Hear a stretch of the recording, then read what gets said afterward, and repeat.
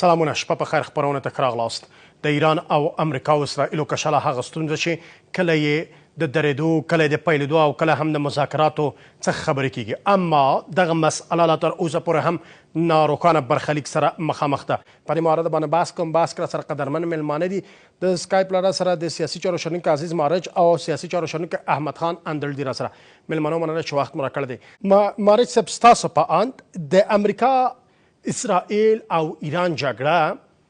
یو ځل بیا شدت پیدا که. اوس مهال د امریکا د ولسمشر له خبردارۍ وروسته د مذاکرې بحث هم تر ډیره راپیل شوی. حتی شنه ده چې ویل شوي وه چې نن دوشنبه به هم دغه مذاکرات پیل شي. فکر کوئ چې دغه جګړه کله شدت، کله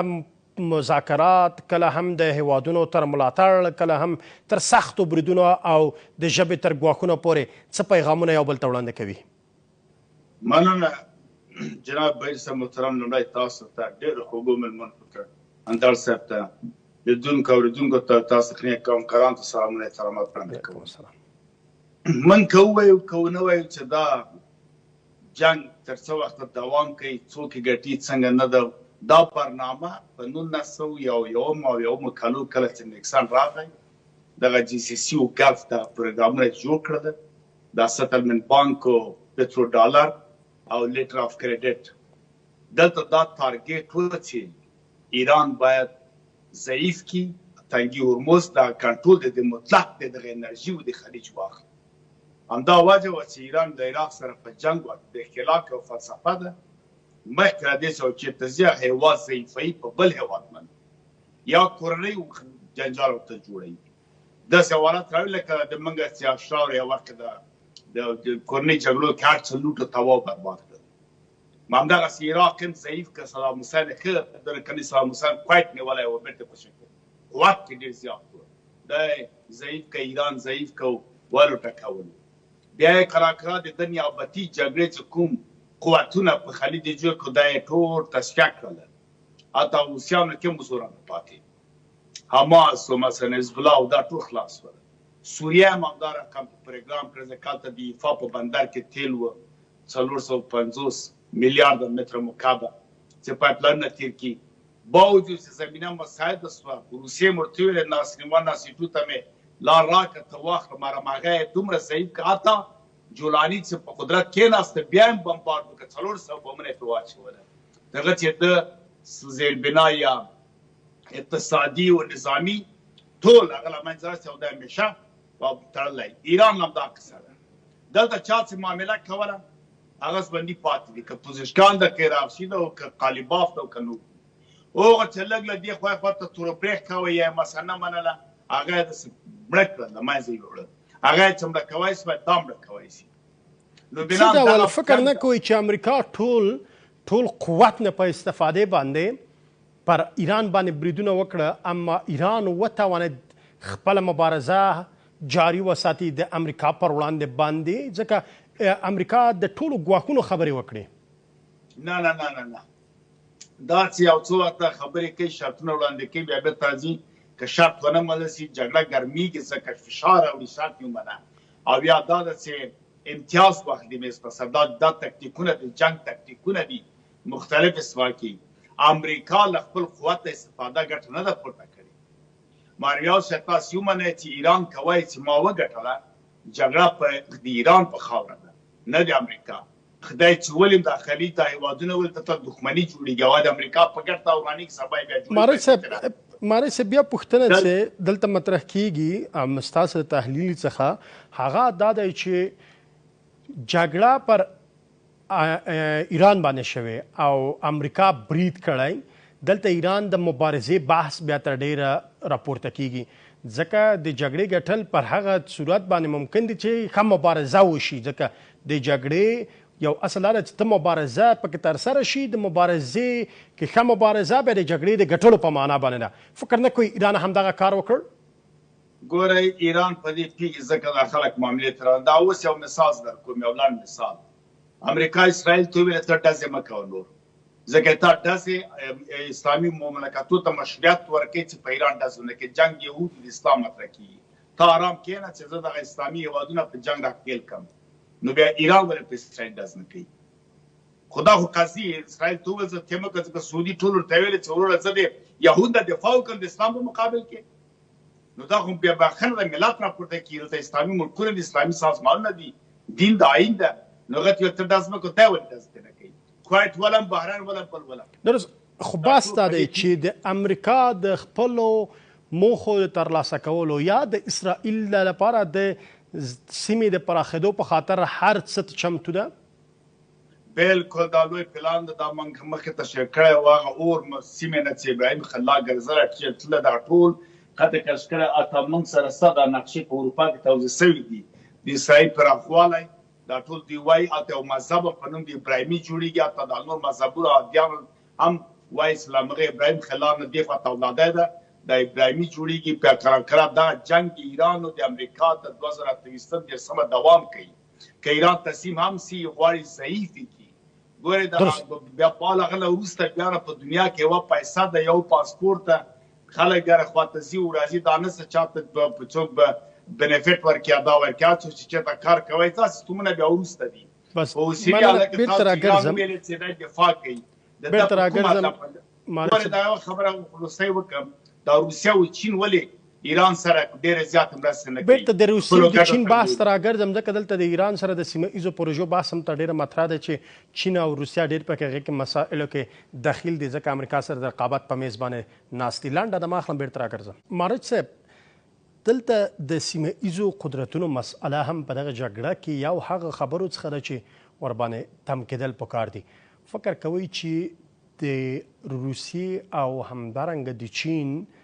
هیوادونو نفوذ ته په کتو او همدارنګه د هغوی قدرت او تاثیرګذارۍ ته په کتو سره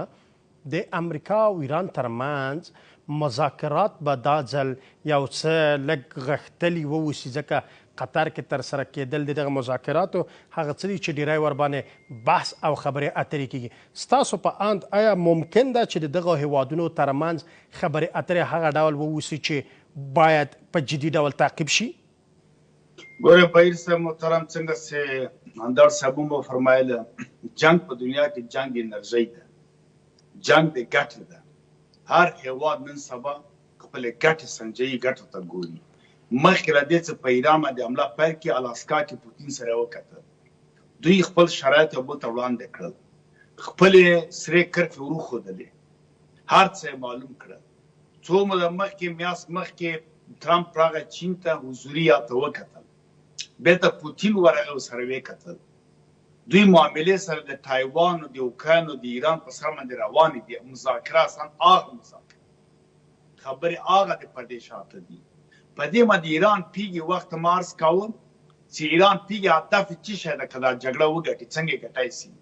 دا د ناتو هیوادو سره مخامخ دا د 15مه ماده کې ویل سوي چې په یوه ناتو غړي باندې تعرض کېږي نور له هغه نه باید دفاع وکړي د ټول اروپا سره مواجه دي متحدین د امریکا ډېر دي اوس ضرورت ورته نشته ځکه ټول ته تاسو کښېنئ دا جنګ تصفیه کول نه ده چې یو لښکر راولي ویې ولي خراب کړي نه په تدریجي ډول باندې کراکه رژیم هر څه ورته بدلوي دغه پوتین کولی چې په 40 ساعتونو کې زیلنسکي له قصر سره یې له منځه یوسي ولې نه خو هلته یې ګټه د دوام د جنګ شروع د جنګ ختم د جنګ د زبرځواکو په ګټې اروپایان راځي مصرف کوي اوکراین کې جګړه ده پوتین له دې ګټه اخلي دا د ایران په جنګ کې ولې چین او ایران او روسیه مداخله نه کوي بروسا له روسیې نه دویم غښتلی هېواد په نفت او پټرول کې ایران ده آیا دی غواړي خپل اړیکه هغه رقم غښتلی اوسي اما په دې پیږي په نظامي توګه که چیرې دا جبهه ختمه شوله به دویمه جبهه بیا مرکزي اسیا ده هلته معامله بیا سره کوي چین په دې خوشحال د ایران څومره وځپل سي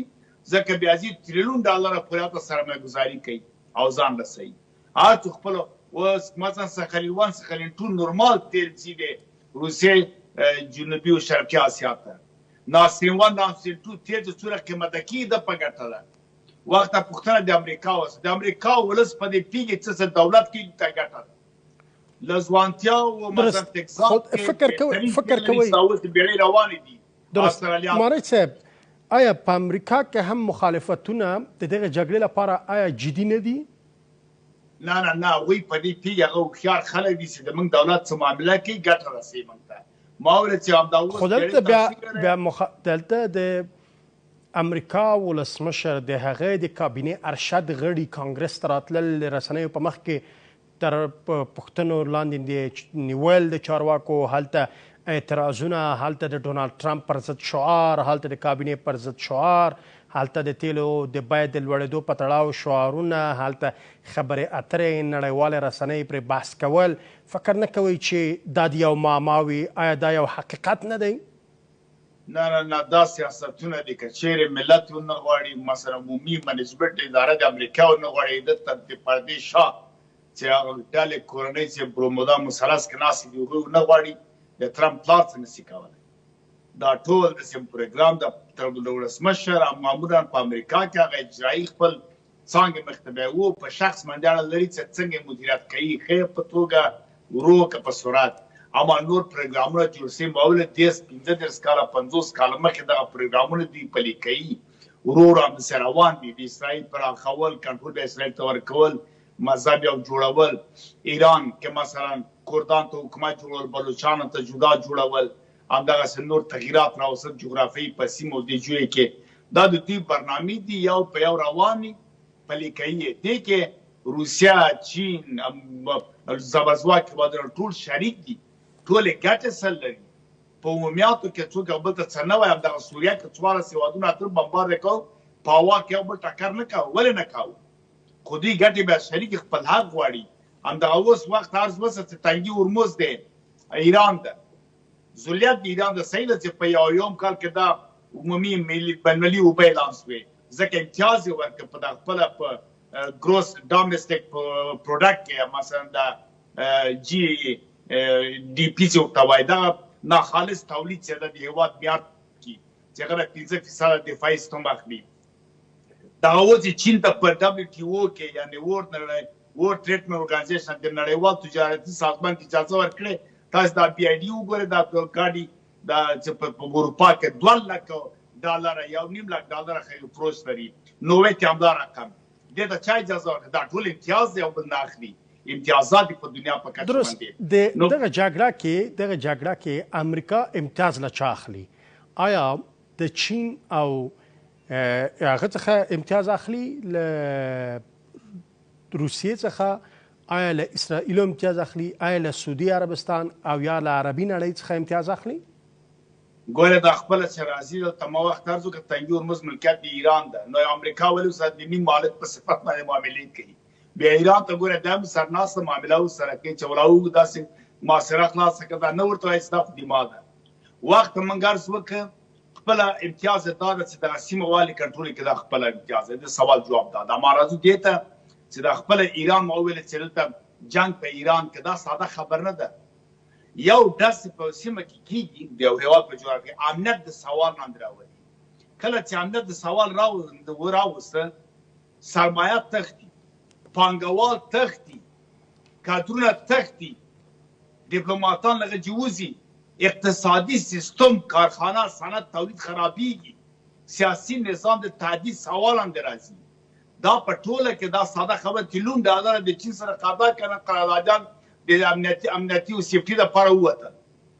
یا د کارخانې فلجېږي ځکه کارګران داخله ډېر پانګوال چې راځي تا ته پانګه کوي، هغه اوس به یو وقفه اخلي. دا خپله تا کارخانې سرمایهداران هغوی خپله په لټه د خپل د ځان د حفظ پاتې دي. دغه تولید چې دا ساده خبر نه ده. درست. دغه مسایل چې تاسو مطرح کوئ مارج صاحب، فکر کوم چې دا نړیوال نظم پورې تړلي دي او د نړیوال نظم خرابېدونکي هېوادونو په وړاندې بیا غبرګونونه هم بیا له دې څخه ډېر زیات وي، کوم چې هغه هېوادونه ورباندې فکر کوي. دلته بحث دا دی چې آیا نړیوال نظم نن ورځ د امریکا او ایران په جګړې سره خرابېږي، دلته نور هېوادونه چې د نړیوال نظم طرفداره دي هغه دغه دواړه هېوادونو ته اجازه ده نه ورکوي چې دغه د نن ورځ حاکم نظم خراب شي؟ نه، د فلحال د بعضې اوازې وي چې نړیوال جنګ کېږي، قطعا نه کېږي. دا اوس نن سبا هر څه په کنټرول کې دي.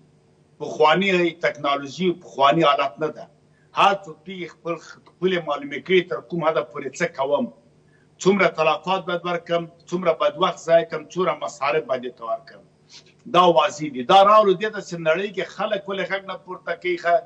نړۍ خو پوهېږو دغه نړیوال ټول بانکونه چا لاس کې دي. د ساختماني شرکتونه چا لاس کې چې څومره وراني خو ته کار جوړېږي واسطه څوک تولیدوي مارکیټ خو جنګ ده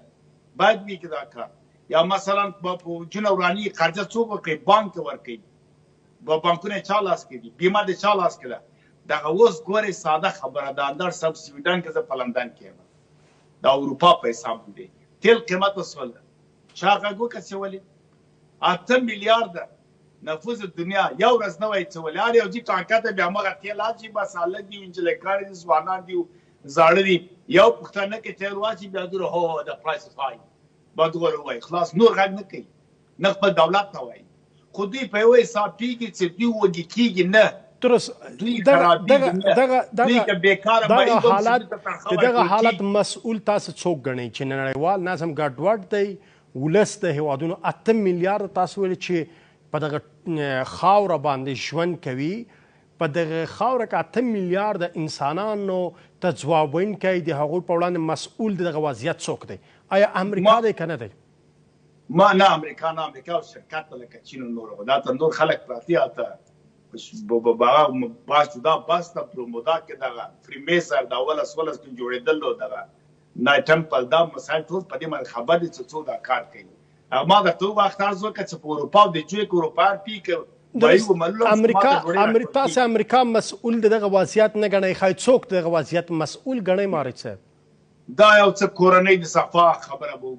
خبره به وکړو دا برمودا مثلث کې هلته 3 جزیرې دي چاپار وخته نسي هغه لاک آوټ منطقه ده هلیکوپټر طیاره نسي چې لاړې ولي په کومه خاوره کې دي هغه الجزیرې هغه جزیرې دغه برمودا یوه سیمه ده فلورادیا ده اوتوریکو دغه درې ځایونه تاسو نقشه کې وګورئ دا یو مساس جوړ کړی ده په دې ځای ته د اوبو لاندې ښار جوړ کړی اکسیجن له اوبو نه څوک یې ملاتړ کوونکي دي د دغه ځایونو بیا څوک د امکانات د خپل خلک دي دا واته کورنۍ دي دا مثلا یعنې نن ورځ 8 کورنۍ 8 میلیارده نفوس کنټرولوي اوس تقریبا تشکیلات 300 تر رسېدلی ده تقریبا کمیټې هم لري هر څه بالکل یې کنټرولوي دا ټول بانکونه ټولې کارخانې ټول تولیدي شرکتونه ټول شاید څه وخت مارز وکړي دوی په لاس کې مارج صاحب دغه اطلاعات تر کومه کچه پورې تاسو ته چې رارسېدلي د دې موثقوالی هم مهم دی ځکه چې ولسونه یا دا څوک چې د برنامې لیدونکي دی هغوی ته هم دغه وضاحت پروت وي او هغوی هم وکولی شي دغه اطلاعات ترلاسه کړي یو څه خطر لري که یو بیا رفرنس به زه ورکړم داسې اوباما یو څو موده مخکې دا خبره واضح ویلې په دې معلومات دې خبره وکړله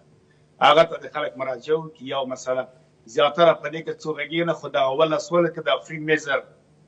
جوړېدل سازمان دې باندې خلک لاس ګوګل کې د سرچ وکړي ودې ګوري بیا هر څه وایي که زه څه بلیزر فامیلي و لیډر بریز و مسرول چایلډ و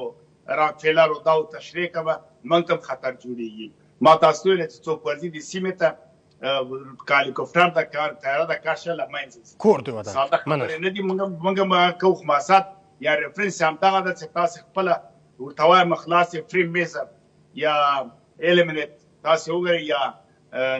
لایټ ټمپل خپله سرچ کې په ګوګل کې ملت همدا خبره کوي ټول شاید ته واضح ښکارېږي کور ودان بېرته راګرځم مالک صاحب هلته له پاس سفینو سره خلکو لیدلي چې له پاسه سفینې راغلي ته کېناستلي بېرته جګې سوي دي چې دا خپله اوباما تایید کړله نور خلک یې تایید کور دی ودان بېرته راګرځم دا شرکتونه باندې مه غولېږئ چې هله ټرمپ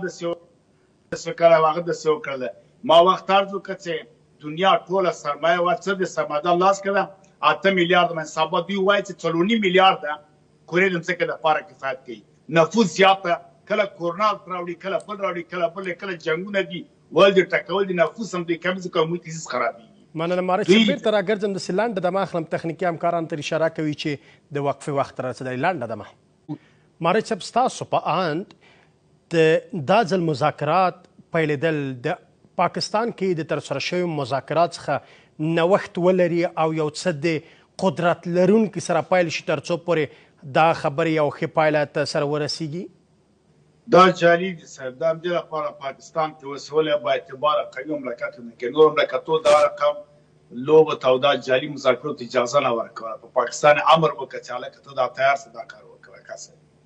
دا معلومه خبر ده هلته د مذاکرې په نوم باندې کینې او خبرې اتر او دې خوا ته به تجهیزات ځای په ځای کوي ما وخت ارزو که په دې باندې ایران خبر ده ایران څخه صرف پیشنهادونه لري چې موږ ته پکې حق راکړه د موږ دغه د رژیم د بقا لپاره چې ونه شرمېږو اته څلوېښت کاله خلک غولولي دي د دغه لپاره ته موږ ته وخت راکړه یا مشروعیت راکړه دفتر یې مه چاپه کوه د کورنۍ نظم دپاره دوی تشویش کړي دوی په تجربه لري ایرانیان هوښیار دي پوهېږي چې لکه سوریه و لیبیا او نور غوندې تباه او برباد لکه افغانستان دې غوندې خراب هم نه کړي راځه له هغه نه معامله ورسره وکړه او څه شرایط ومنه په دغه شرایطو کې لږ وخت نیسي ایران دغه نن غواړي امریکا سره معامله ختمه کړي امریکا نه غواړي امریکا وخت ارزو که چې دی غواړي چې دوام ورکړي جنګ ته دوام په مسله کې دوی سربینا ورانه کې د همیشه احتیاط خو د جګړې دوام خو یوازې داسې نه دی مارج صاحب د جګړې دوام خو یوازې داسې نه دی چې ایران ته تاوان دی او امریکا ته تاوان نه دی خو امریکا هم له لرې څخه راځي او دلته ایران ولي یا له مرکزونه په نښه کوي دا د امریکا لپاره هم لګښت لرونکې جګړه ده او امریکا په داسې اقتصادي وضعیت کې چې نن ورسره مخامخ ده دا به نور هم د امریکا لپاره ملامتونکې جګړه وي امریکا وسره وړي په عرب خرڅي د عرب پیسې څه تاوان وکړ ایران چې کېږي به تغارب ایران چې واري او داسې کې د خپل د مصارف نه دي په خپل کچا وخت ما ولې څومره چې امنیت ورته خراب کړی اقتصادي تاوان ورته نو برابران تبلیغ کړل وخت مې ورته ایجاب سیستم سیاسي ورته ګډوډ کړ تهدید رضا شاه ته جوړ کړی د رجبي مصوم مریم رجبي د مسعود رجبي ښځه د مجاهدین خلک راپورته کړي دي حزب توده به تر څنګه کړی دا ورته د خپل تهدیدونه په دنیا کې ورته جوړ کړي دي تلې چې وادونه ټول ته وام پروت او ماما یې جوړ کړی ده چې نه کوي چې ملاتړ وکړي او نه کوي اوس مهال څه قطر د خبرو لپاره بیا رامخته کېږي او سعودي هم وایي چې جګړه مه کوئ امریکا هم وایي ما د سعودي پر ژبه باندې پر ایران باندې ستر بریدونه ودرول آیا قطر کولی شي ګور نه قطر څه د قطر خپله پیارتي ده د امریکا دا هېوادونه دا ټول دا جنسي او ګلف دا خرڅوي هېوادونه دي موږ چې د عرب نو واغل خلک کله ثابت خبره صحابه چې حضور اسلام چیرته دا مفسد فاسد عربان دي دا ټول غلامان دي خرڅوي دي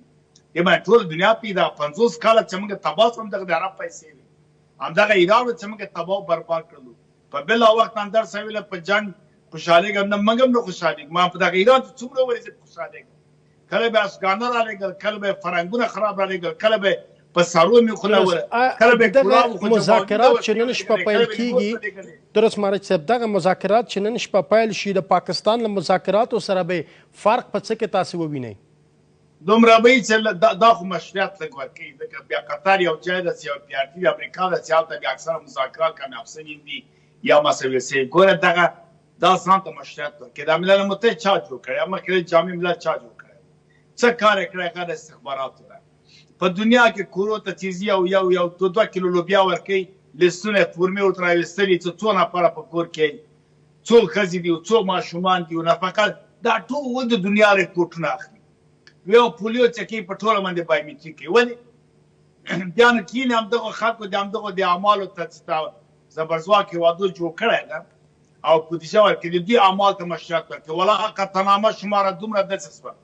په دنیا کې چې امریکا او غرب او روسیه دنیا وسلي دا ټول حقوق بشر ده عدالت ده سرنظم نوین ده اجازه ده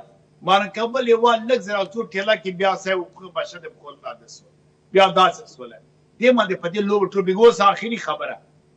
درېم هېواد د نړۍ هېوادونه چې دي تارګیټ دي استعمالي دي وصل کېږي نفوس پې کموي اقتصاد اخلي انرژي تر اخلي معدن تر اخلي پټرول تر کله هېوادونه هوښیار ملتونه او دولتونه دغو معاملو کې ځان شریکوي ګټه پورته کوي ګټه له منځه په جغرافي لحاظ واړه هېوادونه دي که هوښیار نه وي څاپېړې خوري نیابتي جګړې ورته راځي او قرباني د دغو لوبو کور ودان مننه